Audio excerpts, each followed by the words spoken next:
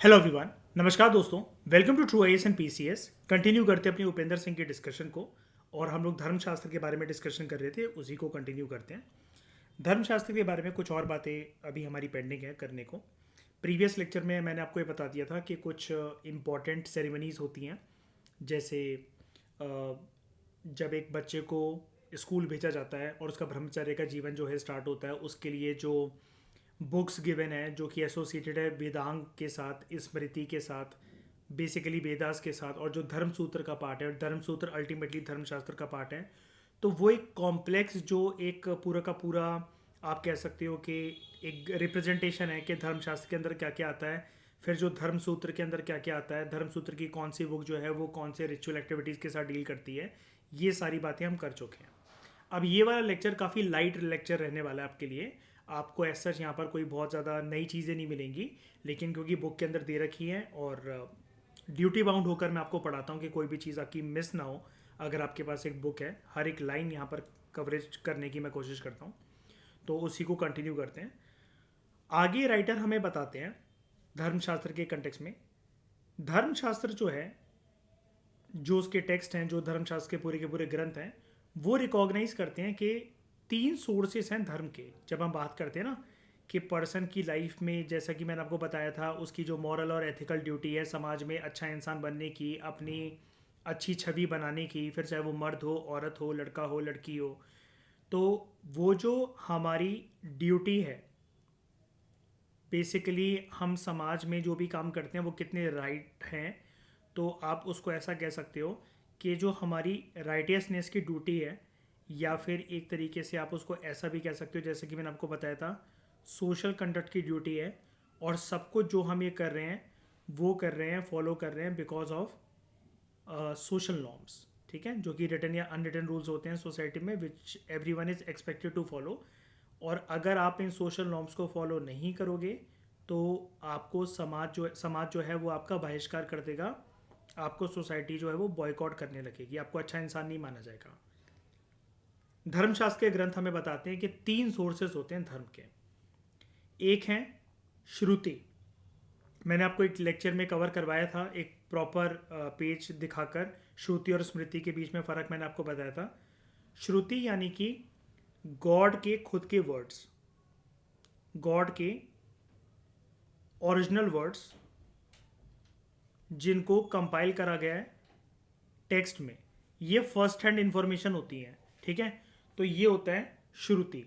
अब श्रुति में वैसे तो बहुत सारी चीज़ें आती हैं, लेकिन क्योंकि यहाँ पर प्रॉपरली हम धर्मशास्त्र के बारे में बात कर रहे हैं, तो with respect to Shruti, example सबसे बेस्ट जो बैठता है विद रिस्पेक्ट टू धर्मशास्त्र, धर्मशास्त्र के जो तीन सोर्सेज हैं धर्म के, वो है एक श्रुति, और उसमें से अगर हम माने बेस्ट सोर्स तो वो है वेदास। लेकिन ये वाला पॉइंट हमें ना एक चीज़ बताएगा स्पेशल। देखो, जो वेदास के पूरे जो संहितास हैं, संहितास मतलब क्या, आपको याद होगा मैंने कुछ टाइम पहले आपको एक पेड़ बनाकर दिखाया था, साइड में एक फोटो लगी हुई थी अभी हमारे कुछ लेक्चर पहले, जहाँ पर ना वेदास की प्रॉपर जो ब्रांचेस थे, अलग अलग जो टाइप के वेदास थे। मैंने आपको बताया था वेदास इज नॉट अबाउट कि आप चार वेदास को ऐसा देख लो। मैंने आपको एक ऐसी इमेज दिखाई थी जहाँ पर इसके बड़ी सारी जो ब्रांचेस हैं एक वेदास के अलग अलग, वो ऐसा करके एक इमेज थी एक पेड़ की, है ना। तो वो जो पूरे के पूरे जो वेदास के जो ग्रंथ हैं, जिसको आप कह सकते हो वेदास का संहिता, यानी कि एक तरीके से उनका प्रॉपर कंपाइलेशन, या फिर एक अच्छा वर्ड अगर मैं आपको दूं तो बेसिकली वेदास की जो अलग अलग वॉल्यूम्स जो हमें देखने को मिलती हैं। तो ये जो वेदास के संहिता हैं, यहाँ पर ना राइटर आपको ये बता रहे हैं कि वैसे तो ऐसा बोला जाता है कि धर्मशास्त्र के तीन सोर्सेस, धर्मशास्त्र रिकॉग्नाइज करता है कि धर्म के तीन सोर्सेज हैं, उनमें से एक श्रुति है यानी कि वेदास है। लेकिन वेदास के साथ एक दिक्कत है, अगर हम उसको धर्मशास्त्र के साथ रिलेट करने की कोशिश करते हैं, और जब हम ये देखते हैं कि वेदास में क्या धर्म यानी कि righteousness, social conduct, moral duty के बारे में कुछ गिवन है, तो यहाँ पर ना किसी भी प्रकार से डायरेक्ट डिस्कशन देखने को नहीं मिलती हमें रूल्स ऑफ कंडक्ट की। यानी कि समाज में आपका व्यवहार क्या होना चाहिए, आपका रवैया क्या होना चाहिए, आपका स्वभाव क्या होना चाहिए, आपका बर्ताव क्या होना चाहिए, आप कैसे सोशल नॉर्म्स को फॉलो करोगे। वेदास के ग्रंथों में, वेदास के टेक्स्ट में इस चीज़ की किसी भी प्रकार से कोई डायरेक्ट डिस्कशन जो है वो अवेलेबल नहीं है with respect to rules of conduct. तो हमें हमारे लिए इम्पोर्टेंट हो जाता है कि अगर हमें एक इंसान के कर्तव्यों का पालन वो इंसान कैसे करेगा या कैसे करेगी, अगर इसको जानना है, उस ड्यूटी को अपनी पहचानना है, तो हमें जो थर्ड सोर्स है, जो सेकंड सोर्स है और जो थर्ड सोर्स है, वो हमारे लिए ज़्यादा इंपॉर्टेंट है rather than first source of Shruti that is Vedas. तो बाकी दो सोर्स कौन से हैं जिससे हमें प्रॉपर तरीके से पता लग जाता है ये धर्म हमें क्या फॉलो करना है, यानी कि हमें ड्यूटी क्या फॉलो करनी है। और मैं पहले भी देखो दोस्तों आपको बता चुका हूँ, फिर से रिपीट कर देता हूँ एक बारी। ये धर्म वो धर्म नहीं है कि आप ये सोच रहे हो कि हिंदू धर्म, मुसलमान धर्म, क्रिश्चियनिटी हो गया, सिखिज्म हो गया, यहाँ पर वो धर्म नहीं है। यहाँ पर धर्म का मतलब कोई रिलीजियस कोनोटेशन से नहीं है। ये आपकी ड्यूटी है समाज में एक अच्छा इंसान बनने की, आप अच्छा व्यवहार कर सको, समाज के लोगों को साथ लेकर चल सको, आपका व्यवहार घर परिवार में कैसा है, आपकी ओवरऑल इंसानी आइडेंटिटी कैसी है, आप एक अच्छे इंसान हो कि बुरे इंसान हो। तो अच्छा इंसान बनने के लिए क्या क्या आपकी ड्यूटी है, आपके साथ एक अच्छे इंसान का टैग कैसे लगेगा, वो है धर्म। इस ज़माने में धर्म की डेफिनेशन यही थी। ठीक है, ये मैं आपको काफ़ी बार बता चुका हूँ पिछले 2-3 लेक्चर में। फिर से आप इस चीज़ को जान जाओ और दिमाग में बिल्कुल बैठा लो कि जब धर्मशास्त्र की डिस्कशन आप करते हो, धर्मशास्त्र के बारे में पढ़ते हो, तो यहाँ पर धर्म का मतलब रिलीजियस कोनोटेशन से नहीं है। वो अलग बात है कि ये सारे ग्रंथ जो हैं वो हिंदुज़म के छत्र छाया में आते हैं, तो इसलिए आप इसको हिंदुज़म के कंटेक्स्ट में पढ़ सकते हो। लेकिन बात वही है, आपको अच्छा इंसान बनने के लिए चीज़ें बताई जाती हैं, उसको फॉलो कोई भी कर सकता है। उसका मतलब ये नहीं है कि अगर इसको सिर्फ हिंदू लोग पढ़ रहे हैं तो मुसलमान इससे कोई चीज़ नहीं सीख सकते, क्रिश्चियंस कोई चीज़ नहीं सीख सकते, बुद्धिस्ट या जैनास इससे कोई चीज़ नहीं सीख सकते, ऐसा कुछ भी नहीं है। ये बहुत न्यूट्रल व्यू पॉइंट से ड्यूटीज हमें बताई गई हैं। तो सबसे पहले बात कर लेते हैं ज़रा, जब सेकंड और थर्ड सोर्स को इतना इंपॉर्टेंट माना जा रहा है तो कौन से सेकंड और थर्ड सोर्स हैं। सेकंड सोर्स में दोस्तों आपका आता है स्मृति। ठीक है, अब स्मृति में धर्मशास्त्र भी कवर हो जाता है वैसे तो, और प्रॉपर अगर मैं आपको एक बुक बताऊं तो वो है मनुस्मृति। ठीक है, जिसमें मैंने आपको बताया था कि आपका लॉ कोड जो है वो गिवन होता है, प्लस आपका जो सोशल कंडक्ट की जो ड्यूटीज़ हैं वो गिवन है मनुस्मृति के अंदर और धर्मशास्त्र के अंदर। ये इंपॉर्टेंट सोर्स है जिसमें प्रॉपर आपको धर्म के बारे में, आपकी ड्यूटी के बारे में बताया जाता है, आपको रूबरू करवाया जाता है। तीसरा सोर्स बहुत इंपॉर्टेंट है जिसमें प्रॉपर क्रिस्टल क्लियर मैनर में आपकी ड्यूटी क्या होनी चाहिए एक अच्छा इंसान बनने के लिए, यानी कि आपका धर्म क्या होना चाहिए, वो सबसे अच्छा सोर्स है। सबसे डिटेल्ड बात यहीं पर होती है। और वो सोर्स एक्चुअली कोई बुक नहीं है, वो कोई बुक नहीं है, वो बेसिकली जो सोर्स है ना वो ऐसा है कि आप ऐसा मान लो कि दीज आर गुड वैल्यूज। अब वो अलग अलग जगह पर हो सकता है, अलग अलग किताबों में लिखी हो, ये भी हो सकता है कि हिंदुज्म के बाहर लिखी हो। आपको सब जगह से खींच कर उन अच्छी वैल्यूज को जीवन में अपनाना है ताकि आप एक अच्छे इंसान कहलाओ। तो उसके लिए कोई प्रॉपर बुक नहीं है, एक बुक नहीं है। मतलब अगर आप मुझसे कहो कि सर ये जो थर्ड जो सोर्स आप बता रहे हो धर्म का, इसके लिए हमें कोई बुक बता दो, वो बुक है ही नहीं, मैं कैसे बता दूं। तो वो है क्या, मतलब वो सोर्स क्या है, आपका व्यवहार है वो सोर्स। यहां पर बात करी जाती है आपकी बिहेवियर के बारे में, प्लस समाज में आप किस तरीके से रहते हो, सोशल कंडक्ट है वो आपका। अब इस व्यवहार को, इस स्वभाव को, आपके इस रवैये को और आपके इस सोशल कंडक्ट को एक नाम दिया गया है, बल्कि दो नाम दिए गए हैं, मतलब तो एक ही है वैसे दोनों का। सदाचार वाला रवैया इंसान का और शिष्टाचार वाला रवैया। जैसे आप मतलब गांधी जी के जो प्रिंसिपल्स नहीं है, नॉन वायलेंस करना, और किसी भी तरीके से आप जो है समाज में जो उत्पादन है वो उसको, या हिंसा है उसको भड़काओ मत, लड़ाइयाँ मत करवाओ, लड़ाइयों को रोकना, और आप एक अच्छी ह्यूमन बीइंग बनकर रह रहे हो, ठीक है, पोलाइट किसी से बात कर रहे हो, तो वो व्यवहार कहलाता है सदाचार या शिष्टाचार। ये दोनों जो वैसे टर्म्स है ना दोस्तों, वैसे तो पर्सनल ह्यूमन बीइंग के लिए भी लागू होती हैं, लेकिन इन दोनों टर्म्स को, सदाचार और शिष्टाचार को देखा जाता है हमेशा याद रखना, इसको देखा जाता है हमेशा एक सोशल कंटेक्स्ट के अंदर। यानी कि कहने का मतलब ये है, देखो आप अपनी मम्मी के लिए तो राजा बेटा हो, आप एक रानी गुड़िया हो अपनी मम्मी के लिए, अगर आप लड़का लड़की जो भी हो, लेकिन आपके घर वाले तो आपको उल्टी सीधी हरकत भी करोगे तब भी आपको सपोर्ट करेंगे, तब भी समाज में वो लोगों से झूठ बोल जाएंगे कि नहीं हमारा बेटा हमारी बेटियां ऐसा नहीं कर सकती, राइट। लेकिन जैसा कि मैं आपको बता रहा हूँ, इन दोनों टर्म्स को सोशल कंटेक्स्ट के अंदर देखा जाता है कि भाई आपके मम्मी पापा, दादा दादी, नाना नानी, घर परिवार के अलावा बाहर समाज आपको कैसे देख रहा है, समाज ने आपको क्या टैग दे रखा है, क्या इज्जत दे रखी है, समाज में आपकी इज्जत है, आपके घर परिवार के लोगों को लोग अच्छे नज़रियों से देखते हैं, या फिर उनको ये लगता है कि नहीं भाई इनका तो पास 2 नंबर का पैसा है, ये तो उल्टा सीधा काम करते हैं, इनकी लड़की देखो रात रात को घर आती है, उल्टे सीधे बातें करना। तो बेसिकली यहाँ पर हम ये बात नहीं कर रहे हैं कि समाज की बातें ठीक होंगी ही होंगी, उससे मतलब नहीं है, वो सेकेंडरी चीज़ है, लेकिन समाज में एक आपकी छवि बहुत अच्छी होनी चाहिए, ये उसके कंटेक्स्ट में देखा जाता है। क्योंकि आपके मम्मी पापा से पूछा जाएगा भाई आप तो आतंकवादी भी होगे तब भी आपके मम्मी पापा आपको सपोर्ट करेंगे, क्योंकि वहां पर तो बात डीएनए की है ना। लेकिन सदाचार और शिष्टाचार में दोस्तों याद रखना, मैं आपको बहुत बिल्कुल पिन पॉइंट तरीके से एक चीज़ बता रहा हूँ कि इसको ना सोसाइटल या सोशल कंटेक्स्ट के अंदर देखा जाता है ये टर्म। मतलब एक ही है सदाचार या शिष्टाचार का, तो अब मतलब जान लेते हैं इसका मतलब क्या है। गुड कस्टम, गुड प्रैक्टिसेस, एक अच्छे पढ़े लिखे वेल मैनर्ड इंसान की, जो कि अपने धर्म का, कल्चर का, रीति रिवाज का, परंपराओं का सबका आदर करता हो या सबका आदर करती हो, मेल हो फीमेल हो कोई फर्क नहीं पड़ता। अच्छे कस्टम्स मतलब अपने आप को चलाने का तरीका, अच्छी प्रैक्टिसेस, एक आप लर्नर्ड इंसान हो, आपको समाज में चीज़ें पता हो सारी की सारी, एक कल्चर को आप साथ अपने लेकर चलो, यानी कि रीति रिवाज परंपराओं को। तो सदाचार या शिष्टाचार वाला जो व्यक्ति है वो कैसे देखा जाएगा, एक छोटा सा एग्जांपल बताता हूं जो धर्मशास्त्र के अंदर लिखा हुआ है, ठीक है, और उसी की इमेजेस मैंने यहां पर लगा रखी हैं। नॉर्मल सी बात है, यहाँ पर कोई बहुत हाई मतलब ऊंचाइयों वाली कोई बात नहीं हो रही, हाई लेवल की कोई बात नहीं हो रही, नॉर्मल सी बात है।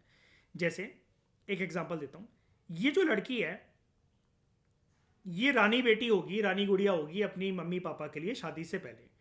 शादी जब हो गई है तो इसका स्वभाव, इसका रवैया और इसके मम्मी पापा ने इसको क्या वैल्यूज डालकर भेजा है वो देखा जाएगा कि जिस भी घर परिवार में ये गई है ये अपनी जगह, अपना औहदा किस तरीके से बनाती है अपने व्यवहार के, मतलब अपने व्यवहार के माध्यम से। क्या ये औरत लड़ाकू तो नहीं है, क्या ये यहाँ पर कलेश तो नहीं करती है, घर के काम करती है, सबका आदर करती है, लड़के के मम्मी पापा को अपने मम्मी पापा की तरह इज्जत देती है, पूजा पाठ करने वाली है, टाइम पर सोकर उठती है। ये सारी चीज़ें जो सोसाइटी हमसे एक्सपेक्ट करती है, और अभी मैं आपको बताऊंगा, मतलब ये चीज़ सिर्फ लड़की के लिए नहीं है, अभी मैं आपको पूरा बताऊंगा, जेंडर, एज, मैरिटल स्टेटस, वर्ण, आश्रम सबके लिए फॉलो होता है। उसकी बात अभी हम थोड़ी देर में बात में करते हैं, थोड़ा सा डिटेल में बाद में डीप डिग इन करेंगे। लेकिन उससे पहले मैं आपको सिर्फ एक एग्जाम्पल देने के लिए बता रहा हूं। हिंदू धर्म के अनुसार एक मैरिड लड़की से ये एक्सपेक्टेशन आज भी रखी जाती हैं, फिर चाहे वो लव मैरिज हो चाहे अरेंज मैरिज हो, क्योंकि इस रियलिटी को नज़रअंदाज नहीं करा जा सकता। और अगर हम चलो इस जमाने की बात भी कर लें, ये रियलिटी तो आज भी हमसे दूर नहीं है। कौन सी रियलिटी की मैं बात कर रहा हूं कि एक लड़की कितनी भी शानो शौकत रहीसी में, गरीबी में अपने मम्मी पापा के घर से पली बड़ी हो, लेकिन जाना उसको अपने हस्बैंड के घर पे ही है, अपने ससुराल ही जाना है। उसका वहां पर रहन सहन, तौर तरीका, सब कुछ जो वो करेगी तो वो ये दर्शाएगा, वो ये छलकाएगा कि उसके घर वालों ने उसको कितनी सीख देकर भेजा है कि तुम एक अच्छी बहू बन पाओगी कि नहीं बन पाओगी। ये हो गया एक एग्जाम्पल। दूसरा, जिन घर परिवार के लोगों में पूजा होती है, सुबह उठकर टाइम टू टाइम भजन कीर्तन हो, घर के लोग मंदिर जाते हो, वहाँ दिया दीपक एटलीस्ट रोज शाम को जलता हो, तो पॉजिटिव घर वो जो है वो माना जाता है। तो ऐसे घर परिवार की भी इज्जत जो होगी उसको भी ऐसे ही देखा जाएगा कि इस घर परिवार के जो लोग हैं वो अच्छे कस्टम्स, अच्छी प्रैक्टिसेस, अच्छे वेल कल्चर्ड लर्नर्ड पीपल हैं, वो सदाचार और शिष्टाचार वाले लोग हैं। और इंडिविजुअल लेवल पर कैसा देखा जा सकता है, आप बूढ़े बुजुर्ग व्यक्तियों के साथ, तीसरा एग्जांपल दे रहा हूं मैं आपको ये, आप बूढ़े बुजुर्ग व्यक्तियों के साथ किस प्रकार से अपना बिहेवियर जो है वो अपनाते हो। जब आपकी मम्मा ने बचपन में बिल्कुल भी कंप्लेंट नहीं करी आपके लिए, आपके पिताजी ने आपके लिए बहुत कुछ करा है। मम्मी तो चलो सब कुछ करती हैं, ठीक है, हम कभी कभार उन पर फ्रस्ट्रेशन भी निकाल लेते हैं, मतलब चिल्ला भी देते हैं, जो भी है माता पिता हों, जब वो बूढ़े हो जाएं तो क्या आप भी उनका वैसे ही ख्याल रख पाओगे जैसा वो बचपन में बिना कंप्लेंट के आपका रखते थे? जब आप रात रात भर उठते थे, इरिटेट होते थे, एकदम से रोने लग जाते थे, तो अपनी नींद को त्याग करके आपको प्रॉपर तरीके से फिर से सुलाना, दूध पिलाना, जब आप बिस्तर पे सूसू कर लेते थे और आपको अकल नहीं थी तो गीली जगह पर खुद सो जाना, अगर बिस्तर छोटा है और मम्मी खुद गीली जगह पर, पापा खुद गीली जगह पर लेट गए जहाँ पर आपने सूसू कर रखी है, लेकिन आपको जो है वो सूखे में सुलाया। तो ये सब बातें या ये सब जो मैनर्स हैं, जब वो बुज़ुर्ग हो जाएंगे और जब उनके शरीर की हालत या मानसिक हालत उतनी नहीं रहेगी जितनी जवानी में थी, तो क्या आप भी उनको रिटर्न में वो चीज़ दे सकोगे क्या? और तभी तो मतलब जैसे कहा जाता है ना कि हम लोग जैसे राम जी का चरित्र जो देखते हैं कि मर्यादा पुरुषोत्तम है, वो तो चलो एक मैरिड लाइफ के फॉर्मेट में हो गया कि सीता मैया को छोड़कर उन्होंने किसी को नहीं छुआ, ठीक है। जैसे कृष्ण जी के अवतार में जब विष्णु जी आए थे तब तो वो 16,000 उनकी बीवियां थीं, ठीक है, लेकिन राम का अवतार जो है वो माना जाता है मर्यादा पुरुषोत्तम। ऐसे ही जो है श्रवण कुमार को अगर आप देखो, या फिर आपने बड़ी सारी ऐसी कहानियाँ सुनी होंगी रामायण के अंदर कि अंधे माँ बाप का सहारा बनो या फिर बुजुर्ग माँ बाप का सहारा बनो। तो ये सब जो चीज़ें हैं ये भी एक धर्म का पार्ट है और इसी को बोला जाता है सदाचार या शिष्टाचार वाला व्यवहार, आपका रवैया और आपका स्वभाव। क्लियर हुआ? बताओ राइटर क्या बोलना चाह रहे हैं और मैंने क्या बताया, दिमाग में बैठा? फिर से बताऊं क्या? बोलो बोलो गूंगो, हाँ या ना तो बोलो। कौन सा लास्ट वाला? ये वाला पॉइंट।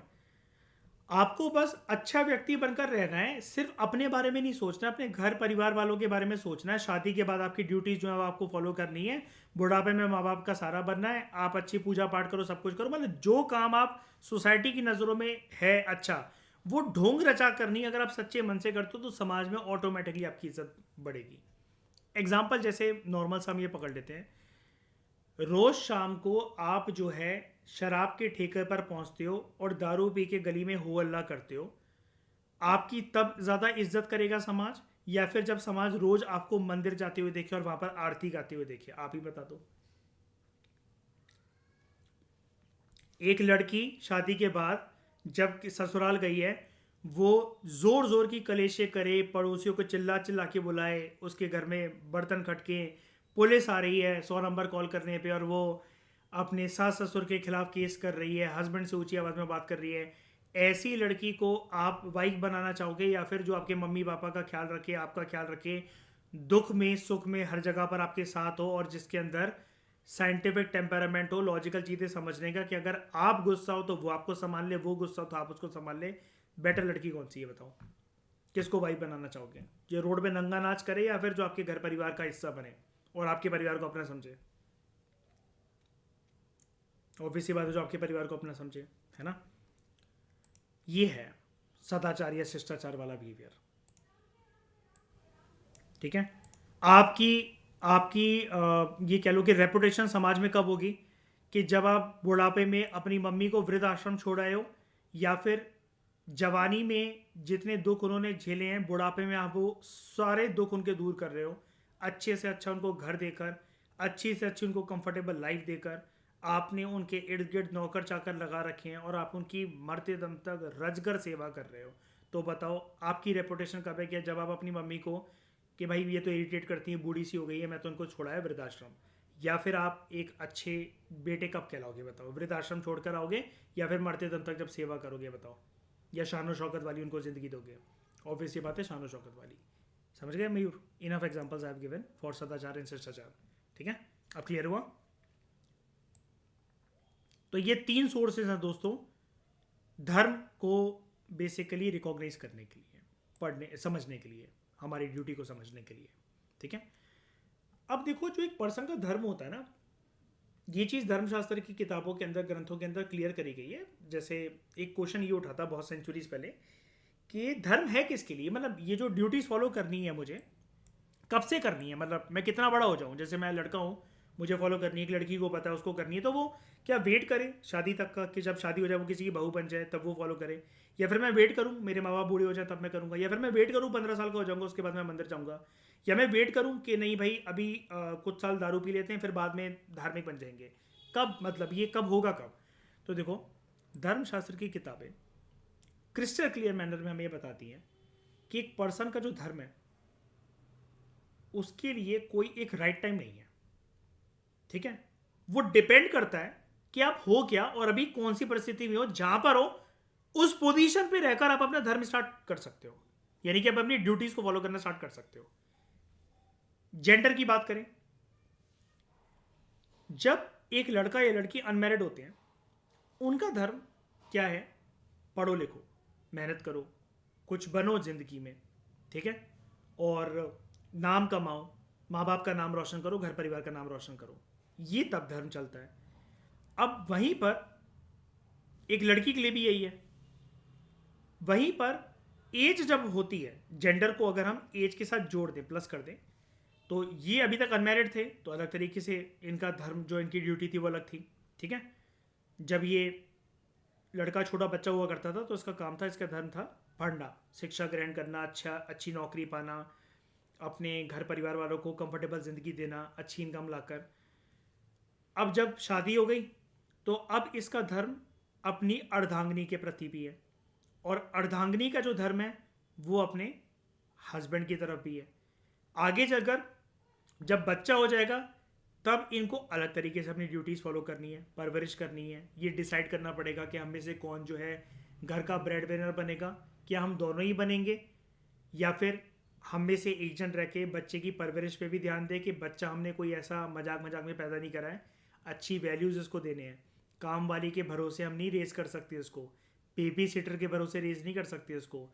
तो इन दोनों के बीच में अब क्या सलाह मशवरा होता है कि या तो हस्बैंड नौकरी छोड़ के या वर्क फ्रॉम होम को अपनाकर वाइफ जो है घर पे रहे, या फिर नौकरी छोड़कर वो अपने घर परिवार की तरफ ध्यान दे और बच्चे को संभाले।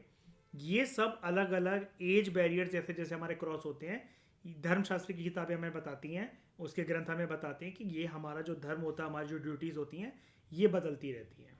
मैरिटल स्टेटस के टाइम पर आपका कुछ और होगा, फिर जब आप बुजुर्ग हो चुके हो, आपने घर परिवार अपना रेज कर दिया, तो प्रॉपर तरीके से आप स्पिरिचुअलिज्म की तरफ जो है वो ओरिएंट हो जाओ, अपना ध्यान अच्छी चीज़ की तरफ आकर्षित करो मरते दम तक, ताकि आपकी जो सोल है, जवानी में आपसे जो भी पाप हुए हैं या जो भी हुए आप उसको बिल्कुल क्लेंज आउट करो, अपने पूरे सिस्टम को, अपनी आत्मा को पवित्र बनाओ, ताकि मरने के बाद आपकी जो सोल है या आपकी जो पहचान है वो बहुत प्योर तरीके से जाए, और आपका नेक्स्ट जो बर्थ है वो बहुत इस जन्म के अच्छे कर्मों को लेकर वो बहुत अच्छे तरीके से अगले जन्म में भी हो। इसके अलावा यहाँ पर ना एक बात और है, वर्ण सिस्टम और आश्रम सिस्टम जो होता है उसके कंटेक्स्ट के अंदर भी धर्म को माना गया है, यानी कि जो आपकी ड्यूटी है ना उसको माना गया है। जैसे एक तो हो गया, मैंने आपको बता दिया, आपकी पैदाइश से लेकर आपके मरते दम तक, बुढ़ापे तक आपको अलग अलग लाइफ के स्टेजेस में, और यहाँ पर पूरा जब आप ये बैरियर क्रॉस करोगे तो आप मतलब जवान होगे, आप अनमैरिड होगे, फिर आपकी शादी भी होगी, बच्चा भी होगा, दूसरा बच्चा होगा, तीसरा बच्चा होगा, फिर आप जो है बुजुर्ग बनोगे, फिर आपके बच्चे होंगे, तो ये पूरा का पूरा एक साइकिल चलती जाती है। लेकिन विद रिस्पेक्ट टू वर्ण सिस्टम, यहाँ पर जो सबको जो ड्यूटीज दी गई है उसको भी धर्म की तरह ही सबको फॉलो करने को बोला गया है। अब यही चीज़ जो थी ना, ये थोड़ी सी मतलब दिमाग को तंग करने वाली चीज़ है। पता है क्यों? देखो हम जानते हैं कि जो वर्ण सिस्टम है वो ऐसा माना जाता है, अब जैसे यहाँ पर भगवान विष्णु के शारीरिक अंग को अलग अलग करके यहाँ पर वो दे दिया गया है।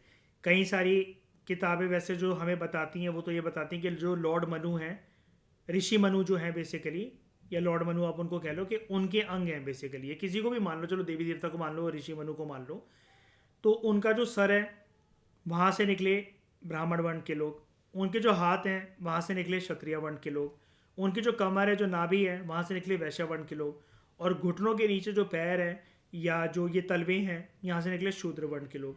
अब यहाँ पर जो इनका धर्म है ना, वो जो सुनिश्चित करा गया है, जैसा कि आप हमेशा किताबों में पढ़ते रहते हो, एनसीईआरटी में, पूरनंदल दहिया की बुक में, कि ब्राह्मण की ड्यूटीज़ ये हैं, वो प्रीस्ट बनेंगे, थिंकर्स होंगे, फिलोसफर्स होंगे, टीचर्स होंगे। क्षत्रिय की ड्यूटीज़ हैं कि वो वॉरियर होंगे, राजा बनेंगे, एडमिनिस्ट्रेटर्स बनेंगे। वेस्टर्स की ड्यूटी ये है वो खेती बाड़ी करेंगे, ट्रेडर्स होंगे, मनी लेंडर्स होंगे, व्यापारी होंगे, बैंकर्स होंगे। शूद्र की ड्यूटी ये है वो सर्विस प्रोवाइडर्स होंगे और बाकी जो 3 वर्ण हैं ऊपर उनको हेल्प करेंगे और मीनियल काम करेंगे। मीनियल मतलब छोटा काम करेंगे, कचर पट्टी साफ करना, ये सब करना, ठीक है, डेड बॉडीज़ को ठिकाने लगाना, ये सब करेंगे, ठीक है। ये मलमूत्र को साफ करना, ये जो भी हैं, नदियाँ नाले साफ करना, ये सब इनका काम है। और बाकी 3 वर्णों को सर्व करना इनका काम है।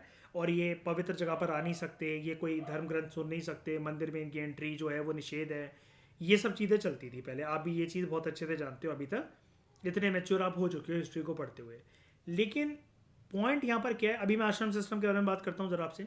लेकिन वर्ण सिस्टम में पॉइंट ये है कि देखो, वर्ण सिस्टम जो है, हम जानते हैं कि आज के समय में हम इतने मैच्योर हो चुके हैं कि जब हम बात करते हैं कि 4 ये जो वर्ण है, ब्राह्मण, क्षत्रिय, वैश्य और शूद्र, और इसके अलावा आगे चलकर एक कैटेगरी और थी जो कि वर्ण सिस्टम का पार्ट नहीं थी, जिनको हम बोलते हैं अनटचेबल्स। और उसकी एक कैटेगरी जो थी उसका नाम था अतिशूद्र, जिनको हम एक नाम भी देते थे, डैट वॉज चंडालास, ठीक है। अब यहां पर जब डिफ्रेंसिएशन अगर ऐसा है और धर्म जब मानने को बोला जा रहा है, तो आप ये समझ जाओ कि पुराने ज़माने में लोगों की साइकोलॉजी को जो बिल्कुल एक रिजिड तरीके से बांध दिया गया था ना, कि तुम एक वर्ण में हो, पैदा हुए हो, तुम्हें यही ड्यूटी करनी है, इसलिए लोग इसको कभी चैलेंज नहीं कर पाते थे। क्योंकि इतने सारे सोर्स जो हैं, वेदास हैं, ये जो है धर्मशास्त्र की बुक भी हमें यही बता रही हैं। और फिर यहाँ पर जो है आपकी ड्यूटीज़ को, अगर आप शूद्र हो तो यहाँ पर आपकी ड्यूटीज़ को आपके धर्म के साथ, आपके सोशल कंडक्ट के साथ जोड़ दिया गया। और जैसा कि मैंने आपको बताया था, अगर आप इनको चैलेंज करोगे तो इनको तो देखा जा रहा है आपकी ड्यूटीज़ को धर्म की तरह, तो वो एक तरीके से सोशल नॉर्म्स की तरह देखा जा रहा है। और सोशल नॉर्म्स को अगर आप तोड़ने की कोशिश करोगे, सोसाइटी करेगी आपका बहिष्कार, बॉयकॉट। इसलिए शांति से चुप्पी साध कर, बिल्कुल जैसे कहते हैं ना, फिंगर ऑन योर लिप्स, ऐसे करते करते जनरेशंस बाय जनरेशंस इसको फॉलो करती हुई आई थी। और इसलिए आज भी लोगों के जहन में बसा हुआ है। लेकिन जैसा कि इंडियन सोसाइटी के मेंस के लेक्चर में मैंने आपको बताया था, कई लोग अब इसको चैलेंज भी करने लगे। और आज का ज़माना अलग है, आप स्कूल में बैठ के ये सब डिफ्रेंसिएशन नहीं करते हो, बिजनेस में ये सब डिफ्रेंसिएशन नहीं होती हैं। और मैंने आपको ये भी बताया था कि अब जो दलित लोग हैं, जो शूद्र लोग हैं, वो भी आगे बढ़ने लगे हैं, अनटचेबल्स भी आगे बढ़ने लगे हैं with respect to civil services या फिर बिजनेस वगैरह करना। और वहाँ पर मैंने आपको एक टर्म बताई थी 21st सेंचुरी की, एक जो टर्म है with respect to Indian culture and Indian society, that is Dalit capitalism. कि पहले ऐसा माना जाता था जो कैपिटलिज्म है या जो पूंजीवादी व्यक्ति हैं, जो जिनको बिजनेस वगैरह धंधा करना है, वो सारे वर्ण के लोग तो कर सकते हैं, लेकिन शूद्र के अलाउड नहीं है। लेकिन अब ये चीज़ चेंज होने लगी है, ठीक है। और आश्रम सिस्टम में क्या होता है, इसके बारे में अब हम थोड़ा सा जान लेते हैं। ये वैसे तो आपको पता ही है, लेकिन फिर भी मैं आपको बिल्कुल बेसिक लेवल से बताने की कोशिश करता हूँ। सबसे पहले आपको ये बताया जा रहा है, आश्रम सिस्टम के बारे में अभी बात करते हैं, थोड़ी देर रुक जाओ। जो पहले 3 हैं, यानी कि ब्राह्मण, क्षत्रिय और वैश्य, वर्ण सिस्टम के अंदर जो पहले 3 हैं, ब्राह्मण, क्षत्रिय, वैश्य, ये जो पहली 3 वर्ण हैं, इनको इंक्लूड करा गया था एक कैटेगरी में। और इसके बारे में मैंने आपको पहले भी बताया था उपेंद्र सिंह के इनिशियल लेक्चर्स में, और पूनम दलाल दहिया की बुक में भी। इनको कंसिडर करा जाता है एज द्विज, ट्वाइस बॉर्न, कि ये 2 बार पैदा होते हैं। अब आप कहोगे सर ये 2 बार कैसे पैदा हो सकते हैं? देखो, एक सेरेमनी होती है, उस सेरेमनी को, या आप उस सेरेमनी को एक रिचुअल सेरेमनी भी कह सकते हो, उसको फॉलो करने के बाद, उस सेरेमनी को, उस रिचुअल एक्टिविटी को फॉलो करने के बाद ऐसा मान लिया जाता है कि आपका दूसरा जन्म जो है वो उस दिन से शुरू हो गया, उस सेरेमनी को करने के बाद। और वो है एक ब्राह्मण, क्षत्रिय या वैश्य व्यक्ति के द्वारा उसका जनेऊ सेरेमनी होना। जनेऊ होता है ये सीक्रेट थ्रेड। वैसे तो जनरली दोस्तों ये वाइट ही होता है, जैसा कि आप यहाँ पर देख पा रहे होगे। ये वाइट ही होता है। और यहाँ पर पंडित वगैरह प्रॉपर करके आपके जनेऊ पहनाते हैं। जनेऊ के कुछ रूल्स होते हैं कि जैसे आप टॉयलेट करने जा रहे हो, आप सुसु करने गए, तो जनेऊ जो है वो आपको जो है कान पर बांधना है। सिमिलरली अगर आप जो है किसी भी ऐसी एक्टिविटी में हो जो कि अशुद्ध एक्टिविटी है, तब भी आपको जनेऊ जो है कान पर बांधना है, फिर आपको पहनना है उसे धोकर, या फिर माथे से लगाना है। अलग अलग घर परिवार में अलग अलग प्रकार के रूल्स जो है वो फॉलो होते हैं। लेकिन इसको पहनने के बाद ऐसा माना जाता है कि आप जो है आप प्रॉपर तरीके से कुछ नियम कानून जो है वो फॉलो करोगे। और ये सेक्रेट थ्रेड जो है, जनरली देखो दोस्तों, आपने तो यही देखा होगा, यही देखने को आपको मिलता होगा कि वाइट सेक्रेट थ्रेड होती है ना। लेकिन सर्च करने पर मुझे ये भी पता लगा कि बहुत बार जो गोल्डन थ्रेड है वो भी यूज़ हो सकती है। अब गोल्डन थ्रेड का मतलब ये नहीं कि सोने से बनी हुई है। जो सैफरन कलर का कोई भी थ्रेड हो, या फिर आप कह लो कि जो कलावा जैसे रेड ऑरेंजिस कलर का होता है, रेडिश या ऑरेंजिश कलर का होता है, तो वैसा भी ऐसा धागा पहन सकते हो। ये कैसे आपको पहनना पड़ता है, कंधे से आपके होते हुए क्रिस क्रॉस सेक्शन में यहाँ पर जाता है और ऐसे करके बनता है आपके। ठीक है, ये चीज़ है द्विज, यानी कि ट्वाइस बॉर्न। क्योंकि इन तीनों कैटेगरीज के पास ही सिर्फ ब्राह्मण, क्षत्रिय और वैश्य के पास ही सिर्फ ये सेक्रेट थ्रेड सेरेमनी में पार्टिसिपेट करने का या जनेऊ पहनने का अधिकार माना गया है। धर्मशास्त्र की किताबों के अकॉर्डिंग, इंडियन कास्ट सिस्टम के अकॉर्डिंग, वेदास के अकॉर्डिंग, बहुत सारे हिंदू धर्म के ग्रंथों के अकॉर्डिंग। ठीक है, और इसको माना जाता है कि जिस दिन से आप जनेऊधारी हो जाते हो, तो ये आपका सेकंड बर्थ को डिनोट करता है कि आपका उस दिन दूसरा जन्म जो है वो हो चुका है। ठीक है, अब आश्रम सिस्टम क्या होता है? आश्रम सिस्टम, ये भी मैं आपको पहले बता चुका हूं। आश्रम सिस्टम बेसिकली आपकी जीवन में अलग अलग स्टेजेस को है वो डिनोट करता है। जैसे एक तो स्टेजेस हमने ये पढ़ी थी अभी, बर्थ से लेकर आपके ओल्ड एज तक आपको जो अलग अलग धर्म फॉलो करने हैं। लेकिन with respect to ashram system which is related to Hinduism, यहाँ पर आपके पूरे जीवन के कार्यकाल को 4 भागों में बांट दिया जाता है कि ये 4 स्टेजेस हैं और उस पर आपको अलग अलग प्रकार से कुछ अलग अलग ड्यूटीज जो है वो परफॉर्म करनी है। तो आश्रम सिस्टम जो है it went through several stages of development अपने पुराने ज़माने में जब ये फॉलो होता था। ठीक है, और जब एक बात और, एक यूनिक चीज़ मुझे और पता लगी उपेंद्र सिंह की बुक में, जो अभी तक हमने पूनम दला दहिया की बुक में या एनसीईआरटी वगैरह में नहीं पढ़ी थी। यहाँ पर यूनिक चीज़ ये है, आपको जब आश्रम सिस्टम फॉलो करना है ना, उससे पहले आपको जनेऊधारी बनना पड़ेगा। ठीक है, और जनेऊ की सेरेमनी जो है वो मर्दों के लिए होती है। ठीक है, तो आप ऐसा भी कह सकते हो कि जो आश्रम सिस्टम है, ये औरतें क्या फॉलो कर सकती हैं? जी नहीं। शूद्र फॉलो कर सकते हैं? जी नहीं। ये सिर्फ मर्दों के लिए था।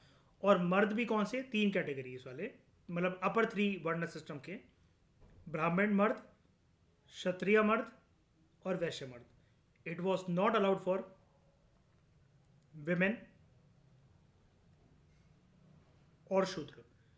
इस एस्पेक्ट के बारे में डिटेल में हम अगले लेक्चर में बात करेंगे, लेकिन अभी के लिए हम बेसिक तरीके से जान लेते हैं कि आश्रम सिस्टम जो है वो इंसान के जीवन के कार्यकाल को ब्राह्मण मर्द, क्षत्रिय मर्द, वैश्य मर्द, जिसने जनेऊ पहन लिया, जनेऊधारी जो बन चुका है, वो 4 स्टेजेस उसके जीवन में होंगी क्या। सबसे पहले क्या है, ऐसा माना जाता है कि जब आप छोटे हो ना, आपको करनी है पढ़ाई लिखाई। और जब आप पढ़ाई लिखाई में इन्वॉल्व हो, तो आपको ना उल्टी सीधी हरकतों में नहीं पड़ना है। You should not indulge in to sexual activities और एक्टिविटीज लाइक मास्टरबेशन। ठीक है, तो यहां पर इस जीवन के कार्यकाल को कहा जाता है ब्रह्मचर्य। अब कई लोग ना दोस्तों एक चीज में कंफ्यूज हो जाते हैं, वो ये सोचते हैं ब्रह्मचर्य का मतलब ये है कि एब्सिस्टेंस फ्रॉम सेक्सुअल एक्टिविटीज, सेलिबेसी को ऑब्जर्व करना, यानी कि मास्टरबेशन से दूर रहना। लेकिन ब्रह्मचर्य एक ऐसे फेज को डिनोट करता है कि ये आपका ना स्टडी का फेज है। तो जब आप पढ़ रहे हो या पढ़ाई के आपके जो साल हैं, वहां पर उस टाइम पर होते हुए आपको इन सब हरकतों में, मास्टरबेशन या आप कह लो कि सेक्सुअल एक्टिविटीज, इनमें इन्वॉल्व नहीं होना है। क्योंकि अगर आप यहाँ पर इन्वॉल्व हुए, ये रूल क्यों बनाया गया था, ऑब्वियस ही बात है, फिर आप उल्टी सीधी चीज़ों से हो जाओगे डिस्ट्रैक्ट।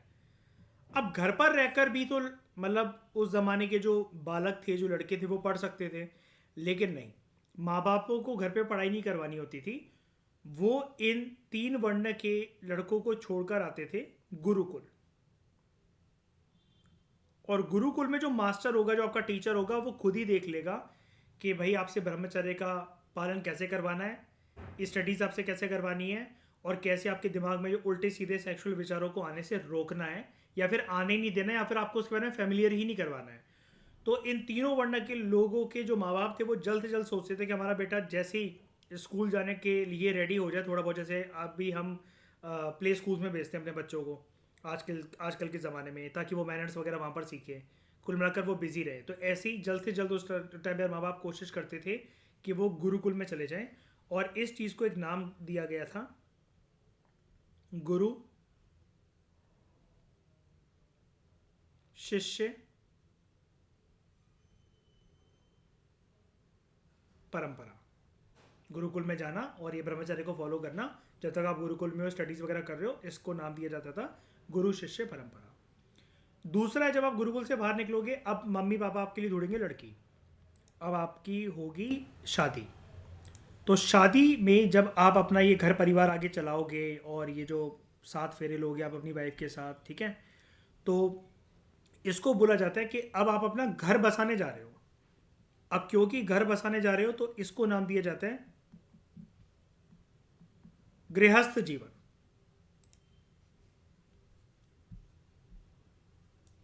ये है गृहस्थ जीवन, हाउस होल्डर की स्टेज, जहां पर आप हस्बैंड का रोल निभाओगे और फादर का रोल निभाओगे।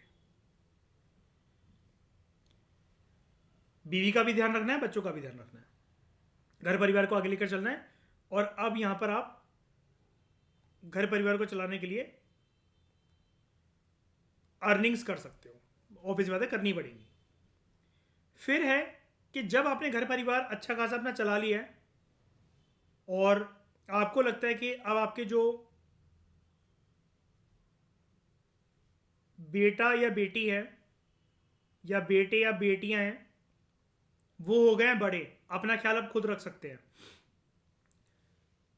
तो तीसरा रूल जो कहता है आश्रम सिस्टम का, वो कहता है कि अडॉप्ट कर लो वानप्रस्थ का जीवन, पार्शियल रेनेंसिएशन। पूरी दुनिया छोड़ छाड़ के साधु संत महात्मा नहीं बन जाना है, जंगलों में जाकर कुछ सालों के लिए, 5 साल, 10 साल, 15 साल, यहां पर जाकर करो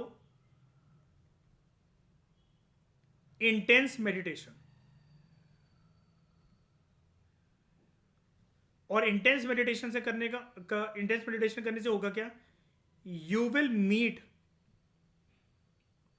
योर इनर सेल्फ। जैसा कि मैंने आपको प्रीवियस लेक्चर में बताया था, हम अभी अपने आप को तो नहीं जानते हैं, अपने आप को तो नहीं समझते हैं। हम अपने आप के बारे में कहते हैं हाँ भाई मैं तो अपने बारे में बहुत कुछ जानता हूँ, ऐसा नहीं है। हम अपने बहुत सारे इमोशंस, मोटिवेशंस और इन सबको कंट्रोल नहीं कर पाते हैं। मैंने आपको बताया भी था, एक डिस्कशन मैंने आपको कुछ लेक्चर पहले करवाई थी। हम अपने माइंड को कंट्रोल करते हैं, फिर माइंड हमें कंट्रोल करता है। इस चीज़ में बहुत ज़मीन आसमान का फ़र्क है, ज़मीन आसमान का फ़र्क है। तो पूरे जीवन में आपने सब कुछ घर परिवार रेज कर दिया, अपने बच्चों को, बेटियों को सक्षम बना दिया, पैरों पे खड़ा करवा दिया। अब आपका मौका आ गया है कि अब जाकर टाइम आ गया कि अब आप अपने इनर सेल्फ से मिलो, और उसके लिए करनी पड़ेगी आपको इंटेंस मेडिटेशन। और अब आप अपना जो लगाव है, जो मोह है आपका, घर परिवार, बच्चा, बेटिया, वाइफ के साथ फिजिकल इंटीमेट होने का जो है मौका मिलता था, इन सब से अपना रुख मोड़कर दुनियादारी की जितनी एक्टिविटीज़ हैं अब आपको करनी है उससे पार्शियल रिनंसिएशन, वानप्रस्थ। जाके रहो जंगलों में, ठीक है, और दूसरों को या तो अध्ययन करवाओ या फिर किसी की छत्रछाया में अध्ययन करो। लेकिन वैसे वानप्रस्थ का मतलब ये होता है कि अब आप इतने मैच्योर हो गए हो, आप खुद जाकर वहाँ पर इंटेंस मेडिटेशन कर जंगलों में जाकर घनी तपस्या करो और अपने आप को पहचानो। फिर जब आप इतना जान जाओगे, अपने बारे में समझ गए, एनलाइटनमेंट की एक तरीके से अगर हम इसको बुद्धिज्म के साथ एसोसिएट करके देखें, एनलाइटनमेंट की काइंड ऑफ आपको अगर प्राप्ति हो गई, आपकी सोल एनलाइटन हो गई है, तो अब आप बन जाओ सन्यासी। फिर आप बिताओ सन्यास जीवन, कंप्लीट रेनन्सिएशन। फिर आपको कभी भी अपने घर परिवार, बेटा बेटी, ठीक है, पोता पोती, बीवी, किसी से फिर कोई मतलब नहीं होना चाहिए। फिर आप कभी भी मतलब ऐसे खिंचाव आपके अंदर नहीं आना चाहिए कि मेरे घर परिवार वाले कैसे होंगे, किसी की कोई डेथ तो नहीं हो गई होगी, सब लोग ठीक तो होंगे कि नहीं होंगे। आपका इस चीज़ से फिर कोई मतलब नहीं होना चाहिए। You have become a complete सन्यासी। और एक बात और, धर्मशास्त्र के ग्रंथ हमें ये भी बताते हैं, जो चौथी स्टेज है ना, हर जमाने के लोगों के लिए, बोलना तो बहुत आसान है ये कि सन्यासी बन जाओ या वानप्रस्थ जीवन वो है अडॉप्ट करो, लेकिन आपके अगर धर्म की बात करें, आपकी ड्यूटीज़ की बात करें, बाकी तीन चीज़ें तो ऑब्लिगेटरी मानी जाती थी with in the fold of Hinduism. अगर आप एक हिंदू परिवार में जन्म लिए हो तो ये पुराने ज़माने में माना जाता था कि हाँ भाई, ये बाकी तीन स्टेजेस जो हैं, ब्रह्मचर्य, गृहस्थ जीवन और वानप्रस्थ जीवन, ये तो करना ही करना है। लेकिन with respect to complete renunciation, सन्यासी बनना, जो फोर्थ आश्रम था, it was not considered obligatory. याद रखना, it was not considered obligatory, ये कोई कंपलसरी नहीं था। और दोस्तों ये आश्रम मैं आपको पहले बता चुका हूँ, फिर से बता देता हूँ, ये आश्रम कोई वो आश्रम नहीं है जैसे आप सोचते हो कि अनाथ आश्रम या पागल आश्रम जो होता है, ये कोई वो नहीं है। यहां पर आश्रम का मतलब होता है रूल्स, जो कि आपको बाउंड करती हैं ड्यूटीज के अंदर, और जो कि डिनोट करती हैं आपके धर्म को। क्योंकि ये ड्यूटीज, ये जो रूल्स आप फॉलो कर रहे हो, धर्म के लिए फॉलो कर रहे हो, और वो धार्मिक, और वो आपकी एक तरीके से ड्यूटी है, धार्मिक ड्यूटी है। नॉट, धार्मिक ड्यूटी से मतलब मेरा ये नहीं है कि विद रिस्पेक्ट टू पूजा पाठ या रिचुअल्स वगैरह, लेकिन आपको एक अच्छा इंसान बनाने के लिए। तो फोर्थ आश्रम को ऑब्लिगेटरी नहीं समझा जाता था। और हम आगे लेक्चर में देखेंगे, अगले लेक्चर में हम ये वाली बात भी करेंगे कि आश्रम सिस्टम के साथ दिक्कत क्या थी, क्या सो सब लोग फॉलो कर पाते थे, हमारे पूर्वजों ने फॉलो करा हमारे घर परिवार में, दिक्कतें क्या आती थी, ये हम जानेंगे। और ये वाला पॉइंट भी जानेंगे हम डिटेल में, विमेन और शूद्र वाला, ठीक है। तो दोस्तों हमारा एक dedicated UPSC and state PSC का फाउंडेशन कोर्स है for prelims, mains and optional, तो आप उसको ज्वाइन कर सकते हैं। प्रीलिम्स एंड मेंस का एक अलग कोर्स अवेलेबल है। ऑप्शनल में हमारे पास 4 ऑप्शनल्स अवेलेबल हैं, law, history, PSIR and psychology, तो आप उसको ज्वाइन कर सकते हैं। और इन डिस्कशंस की पीडीएफ अगर आपको चाहिए तो ये है QR code, 21 rupees for any particular chapter, किसी भी सब्जेक्ट का हो, आप वो मैसेज करना, और पेमेंट की स्क्रीनशॉट करने के बाद टेलीग्राम या व्हाट्सएप के इस नंबर पर भेज देना। हमारी टीम आपको डायरेक्टली पीपीटी जो है वो सेंड कर देगी। और ये मेरा पर्सनल नंबर है। प्रिपरेशन में आपको कोई भी दिक्कत आ रही हो, फाउंडेशन कोर्स से रिगार्डिंग आपको कोई भी क्वेरी वगैरह पूछनी हो तो आप पूछ सकते हो। और टेलीग्राम का जो लिंक आपको मिलेगा वो इस वीडियो के नीचे डिस्क्रिप्शन बॉक्स में मिलेगा या चैनल के अबाउट सेक्शन में मिलेगा, तो आप वहाँ से जाकर टेलीग्राम को ज्वाइन कर सकते हो, ठीक है। तुम लोगों को कोई डाउट यहाँ तक? ठीक है, इस डिस्कशन में दोस्तों फिलहाल इतना ही। Thank you very much for discussion.